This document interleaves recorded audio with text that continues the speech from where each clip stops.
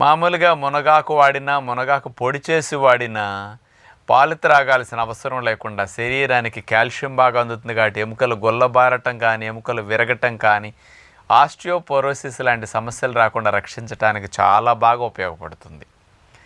అంటే అందరికీ ఈ 2 లాభాలే ప్రధానంగా తెలుసు ఇన్నాళ్ళు నేను చెప్పటం వల్ల. ఇంకా ముఖ్యంగా చూస్తే ఇందులో ఐరన్ ఎక్కువ ఉండటం వల్ల రక్తం తయారీకి కూడా మునగాకు చాలా బాగా పనికొస్తుంది. పూర్వం రోజుల్లో ప్రతి దొడ్లోనూ మొలక చెట్టు ఉండేది. ఆ కాడల్ని ఉల్లిపాయలు వేసి ఒకరోజు కూరగా వండేవారు.